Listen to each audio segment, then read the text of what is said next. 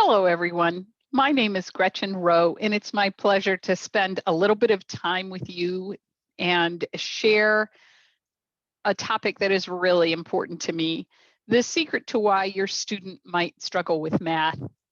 I am a longtime homeschooling parent. I have 6 children. My husband and I are proud to say we've graduated 5 of them from college, and the caboose in our train is a sophomore in high school. And this afternoon, I want to share with you a little bit of information about the academic experience and might not see the kind of mathematical success in your household that you'd really like to see. This is born of a very personal experience for me. I've always considered myself a very reluctant mathematician. So Demme learning and Math were game changers for me academically and for my children. And so the information that I'm going to share with you today is born of experience in the trenches here at Math and then in my own personal family experience. And I'll share a little bit of that along the way. Let's get started. I have a PowerPoint for you because I think that will keep us on track. This is a subject that is very near and dear to my heart, and so I need to make sure that I stay focused. So let's get started. I want to talk to you today about the secret to why your child struggles with math. And as I've said, my husband and I are blessed to have 6 children.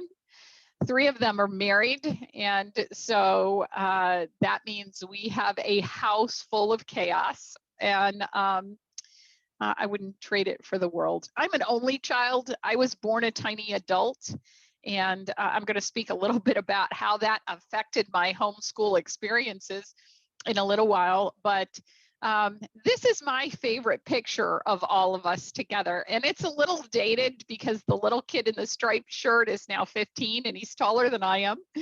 But it pretty much is the personification of what life is at Clan Row. And so there was never a dull moment. I will tell you in all honesty, I never saw myself as a homeschooling parent. I had no intention of homeschooling. And when my best friend said she was going to do that, I said, better you than me, sister. I would never do that. Well, I'm also convinced that when you say never, your name gets put in a little book.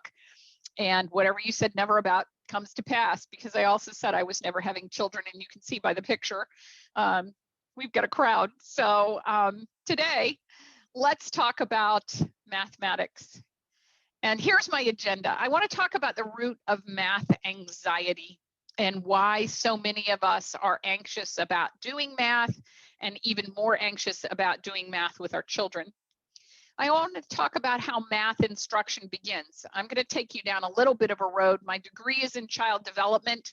As an aside, it didn't help me a bit with my own children, but I do think it will help inform our discussion because I want to talk to you a little bit about the neurology of how we learn. And then I want to talk about some of the common causes of struggles and how we can change the outcome. And then I'll have some next steps for you. And I'll also, because this is a recorded presentation, I've got some questions parents commonly ask me. So you will, I'm sure, have questions at the conclusion of this. And hopefully I will address some of those in the final moments of the presentation. So let's get going.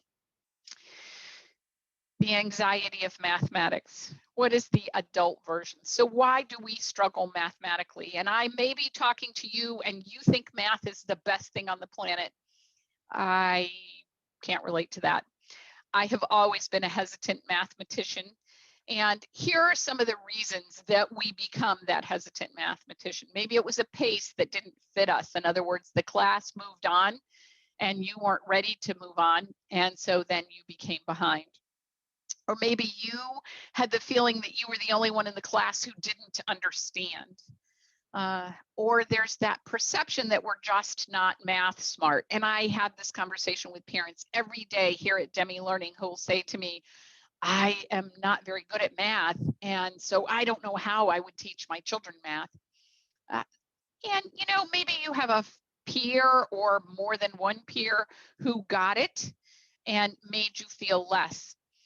Often the scenario that I describe is my second grade math experience. I had one little girl who sat on one side of me who was the first child to raise her hand in any question that was asked about mathematics because she just understood it. She just had that mathematically oriented mind. And then I had another little girl who sat on the opposite side of me, and she was rather disdainful that when I would say, but I don't understand, she would say, well, I can't imagine why you don't understand. You just must be dumb. Yeah, kids are mean. And that is something that it doesn't take us very long to internalize. And if you are new to the homeschooling journey, you may see yourself in any one of those scenarios, or you may see your child in any one of those scenarios. But the result is all the same. We tend to avoid situations where we have to address math. Math becomes the last thing we want to do in the homeschool day. And we just don't want to engage with it. Unfortunately, we live in a literate world that requires us to engage with math every day. So we've got to get around that. What happens if you have this kid in your household? I was that kid. And sometimes I still am that kid. The kid inside me thinks, I don't want to do this. If I had a quarter for every time I said in front of my children, oh, this is so hard, or, oh, I find this difficult, or I don't understand, or why don't I understand? We could have a very nice lunch together for sure and for certain. The truth of the matter is, once we have had a bad mathematical experience, the way that we keep that from becoming the norm and defining us is we have to change the equation. And that's what we're really here to talk about today. I'm here to give you as a parent hope, because I'm going to talk about how your child's math anxiety started, how maybe your math anxiety started, and how we can fix that. So first of all, before we do that, I want to talk a little bit about the neurology of learning, because I think this is really important. There are three elements in our brain that control learning. The first one is the hippocampus, and that is the conductor. That is what links new memories to already stored information. And isn't that, by way of definition, learning? That is really what we do when we learn something new, is we find a paradigm to connect it to something we've already learned. And then there's the RAS, or the reticular activating system. And the RAS is the gatekeeper. That's what allows us to organize our memories, organize our learning experiences. And if your RAS is a little glitchy, which is something that is found in kids who have something like dyslexia, it means your organization skills are a little bit less well honed. I had this described to me once upon a time as all of us have a mental filing cabinet where we put things. But if we have dyslexia, and I am well familiar with that, my husband is dyslexic and two of my children are dyslexic,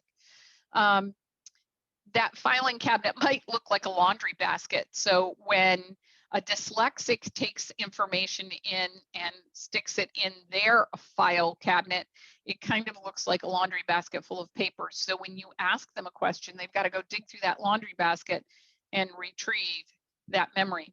And that's why sometimes you see when you ask a dyslexic student a question, there's this pause for a response.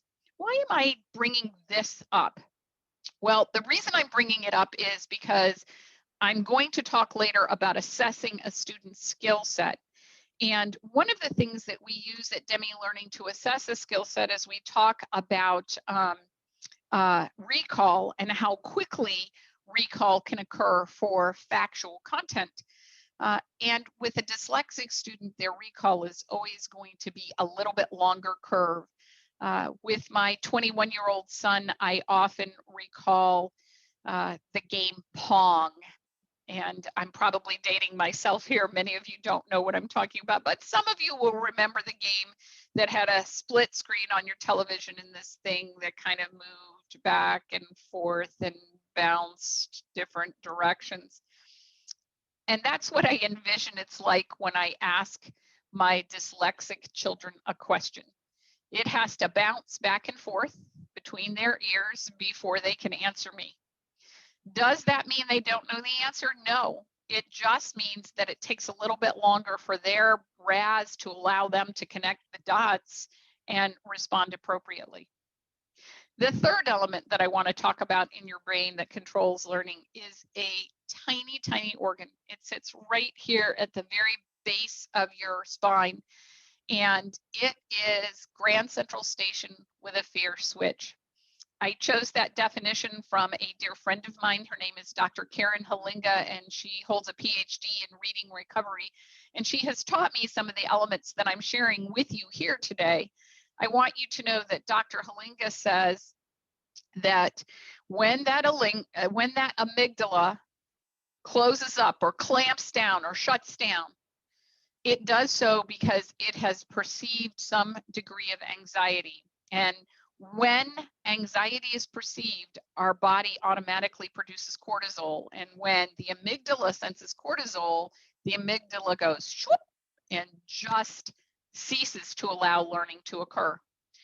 You might, as a homeschool parent, have seen this across the table where you say something to your student and your student gets that panicked look on their face, or maybe they get tears in their eyes and they can't answer you. It's because their amygdala has hijacked their learning process.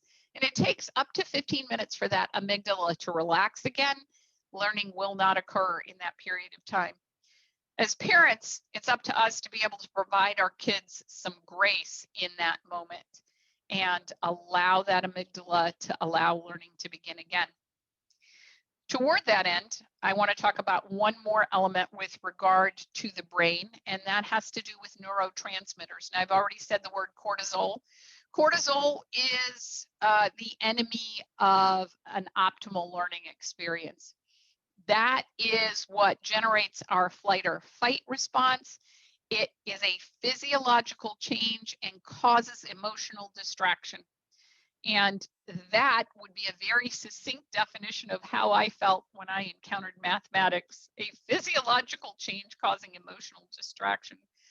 So as homeschool parents, it's really up to us to use encouraging words, to use smiles, to use exercise and touch to increase the good hormones, the serotonin, the dopamine, the endorphins that allow the learning pathways to stay open. With regard to those learning pathways, I want to talk a little bit about time too, because the truth is we have an attention span of our age plus 2 to 3 minutes when we are a child. So the average 8-year-old has a focused attention span of somewhere between 10 and 12 minutes. And many homeschool parents will say to me, really? Well, then why do they do math for an hour in school? All right, so I'm not here to make this an exegesis on the differences between home education and public or private school education, but I want to perhaps encourage you to think about this.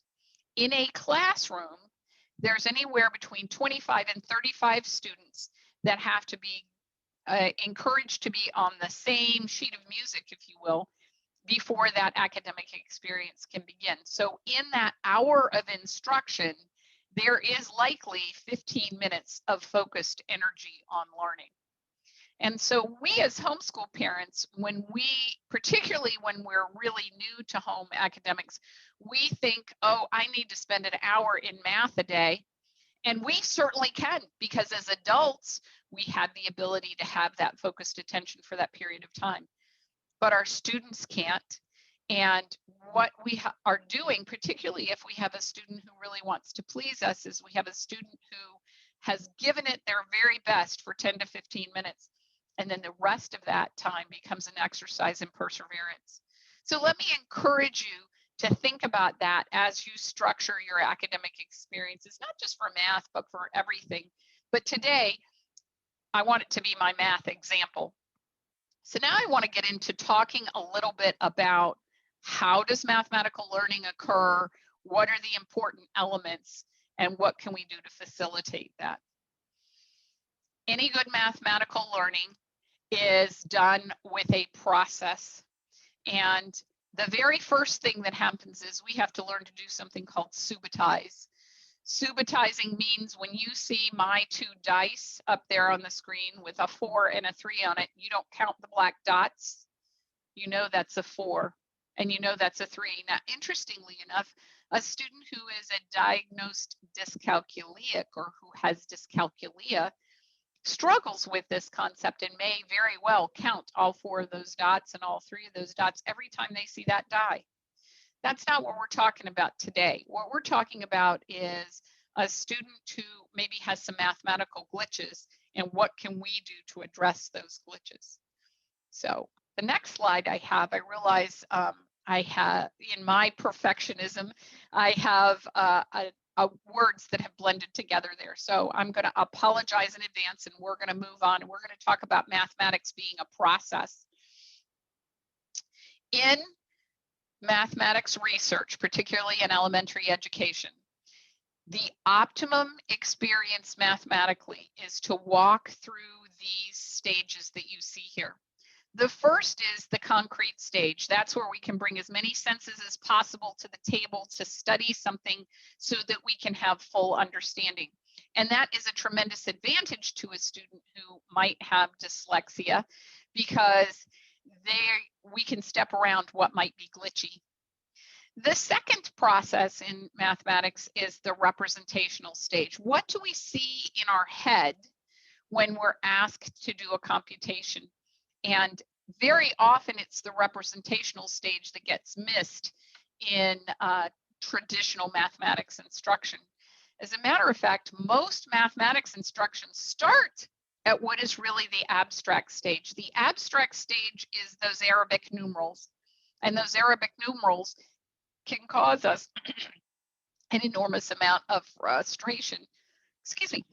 I have a tickle in my throat. Obviously, this is emotionally important to me. Excuse me 1 second. Those Arabic numerals, in other words, the number that you see that's written as a 4 and the number that you see that's written as a 3.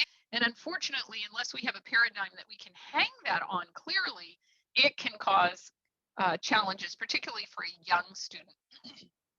One of the things that I often get to do at Math UC is engage with families through our social media. And often I'll find that families will say, oh, you know, we're really struggling with being able to have math comprehension. And one of the things I think that is always important to recognize is it's very easy as an adult to interpret with adult eyes what would be a struggle for a child. So I want to encourage you to take a pause and set aside what you might have as a supposition about your child's mathematical struggles, and let's look at it from a student's perspective. Let's say you were like me, you were that student who sat in the classroom and you had children who really caught on very quickly. It doesn't become long before we internalize that something's wrong with us. And mathematics seems to be the only curricula that we do this with. If a language arts curricula or a history curricula is not meeting our needs, we say this curriculum, I don't understand this curriculum. But if a math curriculum isn't meeting our needs, we tend to say, I don't understand math. And that's not necessarily the case.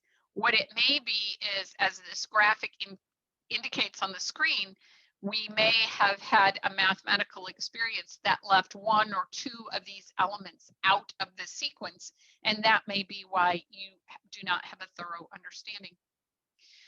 I can't say enough about how important it is to keep stress out of the academic experience, because as soon as stress enters the equation, learning ceases. I'm going to talk again about that in just a minute. I want you to keep that thought in mind as we go through the rest of this. The next thing I want to talk about is battery energy. You know, if there's something that we're excited about, we have an enormous amount of battery energy, and our stick-to-itiveness is enormous. But if it's something that is a struggle for us or something that is frustrating for us, our battery energy drains very quickly. And keeping in mind what I've already said about an attention span, couple an attention span, the finite ability of attention span, with something that we already find to be difficult, and our battery energy can drain very quickly. Many of you who have entered the homeschooling world have been surprised to find your children are lacking some elements that you might feel are necessary to mathematical success. What do I mean by that? Simple memorized addition, subtraction, multiplication, or division facts.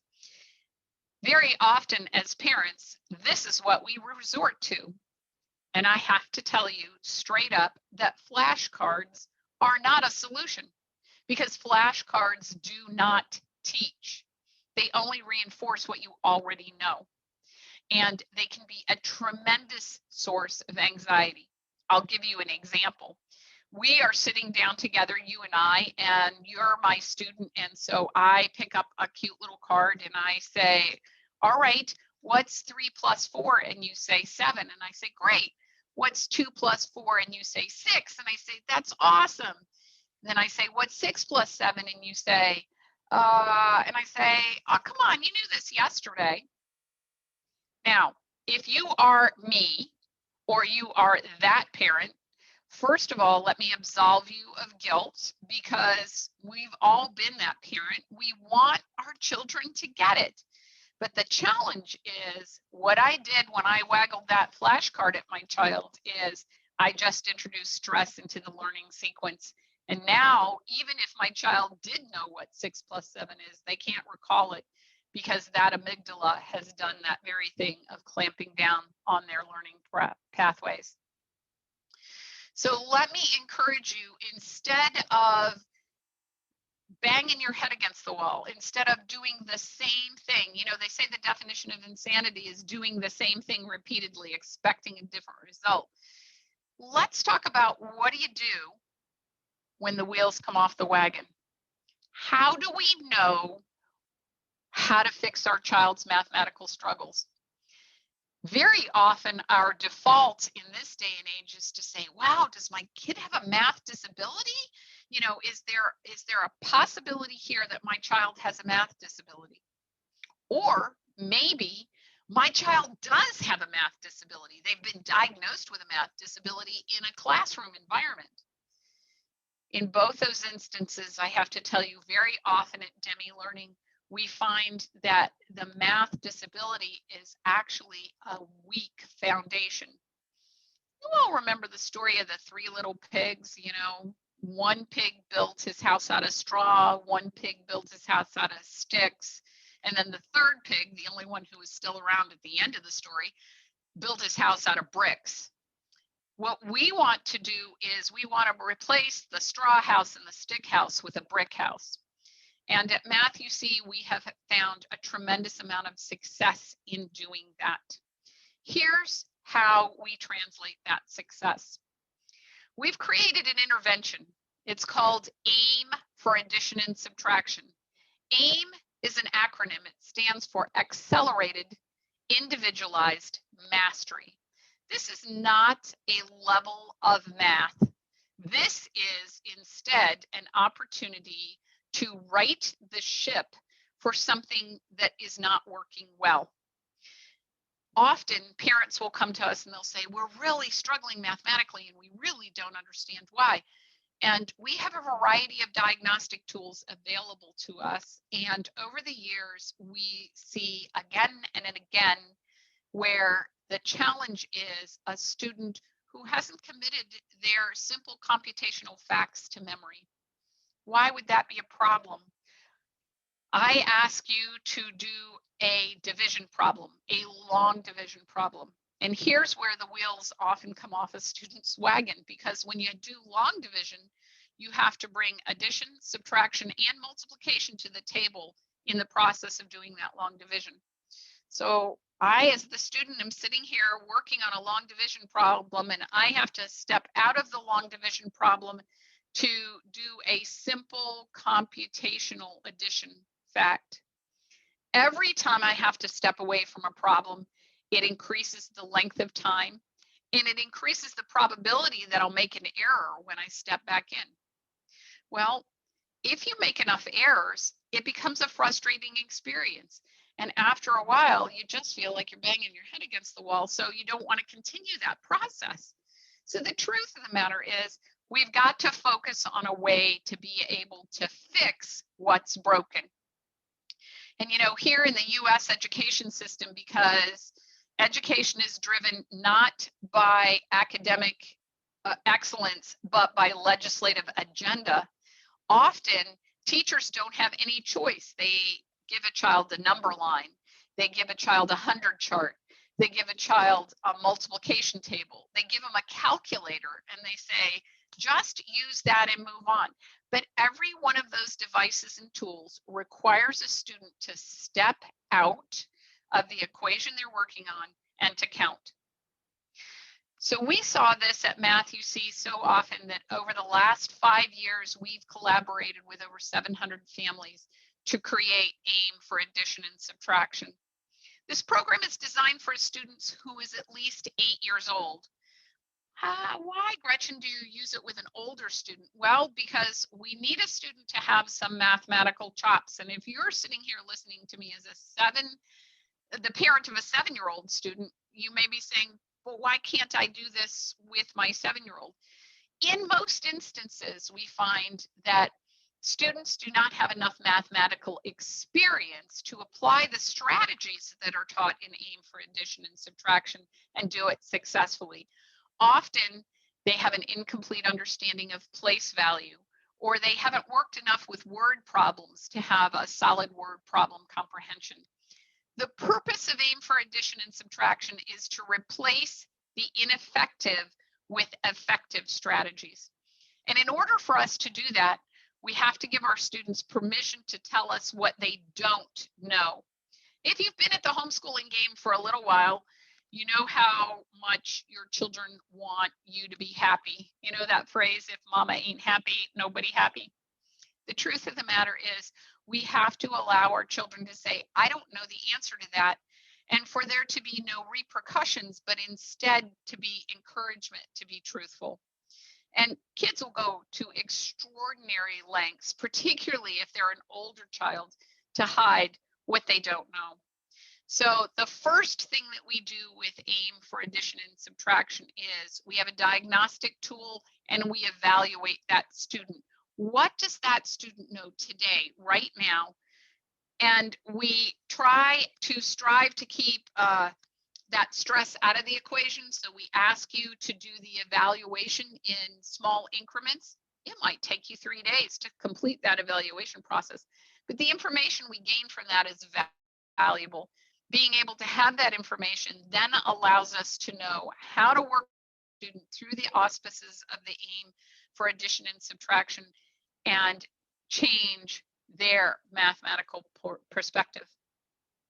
And I'm also really excited to tell you all that as of the first week of February, we will debut something called AIM for multiplication. So we've taken the same intervention principles that are found in AIM for addition and subtraction, and we've applied them to multiplication. And I am very thrilled to be the spokesperson for this new intervention, to tell you that it will be available in February, and to encourage you to look for that as something that will be available. Like addition and subtraction, this is designed to fix something that doesn't work well. Often, what I say to parents is, your child is driving a car on a long distance journey with flat tires if they don't have a solid comprehension of their addition, subtraction, multiplication, and division facts. And in order to fix that, we need to take a little bit of time and step away. One of the things that parents will often say to us is, how are we supposed to know where to begin or whether this is the right thing to do? And you can find diagnostics on our website, on the Math website, on the Sonlight website, on the Bookshark website that will help you determine if AIM as an intervention is the right place for you. One of the things that I think is wildly exciting about this is to see what happens when we open a world of mathematical possibilities to a student and we absolve ourselves of the belief that we can't because we're not able. I have to tell you that I lived my whole life thinking I was not mathematically able. And it wasn't until I became a Math mom that I realized that my own foundation was weak. Now, somebody sitting here in the audience watching this right now says, well, I don't know my facts and I did just fine. And absolutely, we figure out ways how to get by, particularly as adults, we figure out how to make it work. But don't we all want more for our children? And what if we could make it easier? What if we could make it more enjoyable? What if we could open up a world of possibilities to our students? That is the purpose of taking the opportunity to step backwards to move forward successfully. So now what I want to do is I want to spend the next 5 to 7 minutes talking about the things that parents ask us, the questions they pose to us about whether using accelerated individualized mastery is a valuable experience or not. And you know, the first question that I get, I should say we all get, the first question we hear is, you mean I have to go all the way back to the beginning? And that can be particularly onerous if you have a teenager. The truth of the matter is we want to fix what's broken. And in order to fix what's broken, we have to start at the beginning. If you built a house without a foundation, it wouldn't stand for very long. And the knowledge of those computational fact sets are the mathematical foundations that a student can build on. The second question that parents will often say to us is, how long is this going to take? And our succinct answer is, as long as it takes. The truth of the matter is, I've seen dedicated students do this in as little as 6 weeks. That's not the norm. That is definitely the exception. It averages 12 to 14 weeks. It is some dedicated time that you and your student will need to spend together. But as I've talked about the neurology of learning, we strive to use the neurology of learning within the AIM program.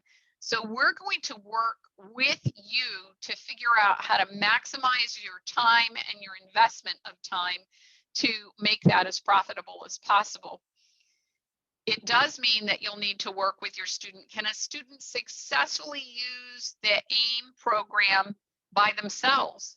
And the truth of the matter is no, because what we're trying to do is we're trying to change an ineffective habit. And in order to change an ineffective habit, we have to be able to know how we're doing, have encouragement along the way, and make sure we continue to have forward progress. If you've ever tried to change a habit, you know it doesn't happen overnight, which is why we say it takes 10 to 12 weeks or maybe longer than that. The point being is, what is happening mathematically for your student right now at this very moment is not working. And so why not take some time to be able to fix what's not working with the hope of a brighter future? The third question that we often get is, can I do this program in conjunction with another math program or in conjunction with the math they're doing now? Because I don't want them to be behind. You know, when we homeschool, we're really behind no one. Our goal is to have the best academic experience possible. And in order to have a good academic experience, sometimes we have to undo things that have been done poorly in the past. So can you do it in conjunction with another program? Well, yes. Will you be able to do it as efficiently and successfully in conjunction with another program? The honest answer is no. Think about trying to change a habit.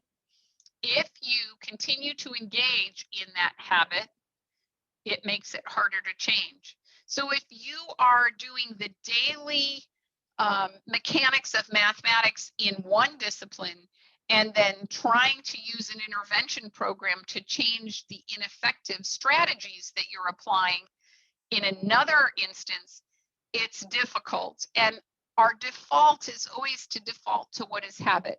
So there's virtue in your taking a little bit of time and stepping away from what you're presently doing, because I promise you, you'll ultimately make more progress. Often it's up to us to encourage a parent who sees this as the total long game. When we have a parent who looks at this process and goes, oh my goodness, you mean I have to take my 14-year-old all the way back to what I perceive to be first grade? Not necessarily. The truth of the matter is we need to fix what's ineffective. And what we often find is if you fix that first really ineffective foundation, many things fall in line behind it. So does it mean that you have to go all the way through the elementary process? Not at all. We've seen students who should be Algebra 1 students, and they've had an ineffective experience in committing their facts to memory. And then they've had a further ineffective experience in fully understanding how to apply fractions. And now we throw them into the deep end of the ocean, learning math in another base, which is what algebra is. And all of a sudden, it feels like there is no way out and no way to be successful. You would be amazed at how much success is created by being able to take out of the closet that scary thing that says, I don't want you to know, I don't know my facts, and being able to change that one portion of the equation. Does it mean that every student has to step through an intervention in multiple levels? No, not at all. Every student is different. And isn't that one of the reasons why we homeschool our kids? Because we want to do for each child what is best for them. Well, the truth of the matter is there is a tremendous amount of virtue in being able to spend a little bit of time and fix what was broken. And we have heard from kids over the years, kids we worked with early on in the process who are now college students saying, this was such a difference maker for me.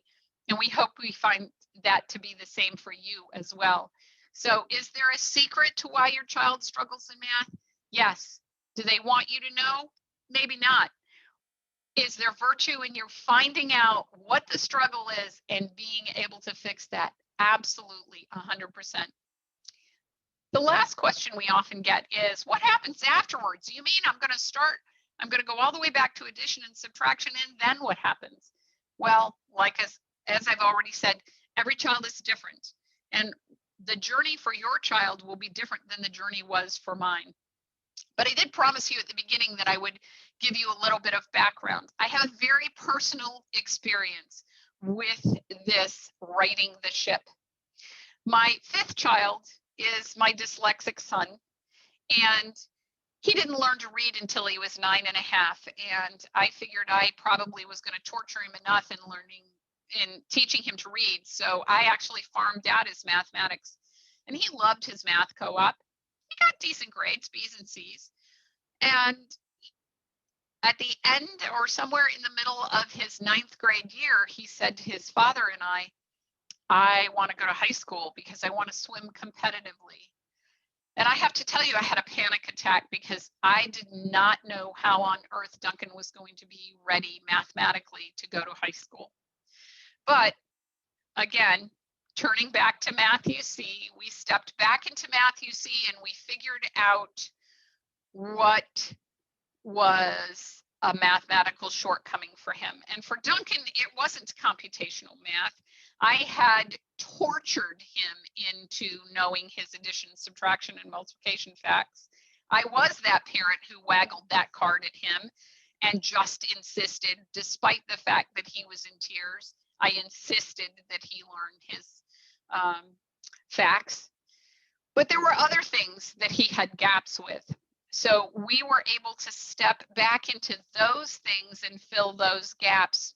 We ended up doing 4 levels of Math UC in about 6 months. And parents will sometimes say to me, how could you do that so quickly? Well, remember, we weren't visiting materials for the first time. We were revisiting materials that he did not have full comprehension of. And at the conclusion of that, in the beginning of his sophomore year of high school, he was ready for Algebra 1. He ended up in an Algebra 1 honors class, and I have to tell you that it was a panic-inducing situation for me because I wasn't sure whether he could handle the additional coursework. We used Math UC in conjunction with the materials that he was learning in school so that he could have a deeper and broader understanding of what he was learning. And he did well that year. At the end of his sophomore year, he came home and he said, I want to take Algebra 2 and geometry simultaneously next year. I said, you got to be kidding me. He already had a more of a burden for academics than his peers did. But he said, you know what? I think I can do it. And here was the fascinating thing that I didn't even realize when I was engaged in the process. Going back through and filling his mathematical gaps gave him a degree of mathematical confidence that I didn't realize that he had. That junior year, he did manage to do both geometry and Algebra 2 simultaneously. He did pre-calc his senior year. And you know what? He now holds a degree in computer science. He runs an IT help desk, and he is a very mathematically literate young man. And were it not for us pausing to fill in his gaps, he might have ended up like me, choosing a college major based on what I thought was the least amount of math possible. I'm delighted to say that it was the virtue of Math UC that gave us the wherewithal to figure out where his gaps were and how we could fill them. And you may see yourself in part or parcel of my story. And if you do, let me encourage you. We have a variety of diagnostics and we'd love to be able to help you. Demme Learning is a family-owned company. We have Math UC, Spelling UC, and Analytical Grammar as part of our materials. We have a dedicated staff who strive to help families be successful in their homeschooling journeys and adventures. And it would be my very great pleasure to help you. So my email and my phone number are here. If I can help you find the proper placement within materials so that you can have success, it would be my very great privilege. Thank you all for spending this time with me. I wish you the joy of the journey. Count the days as joyful because they pass very quickly. And I'll look forward to hearing from some of you. Take care.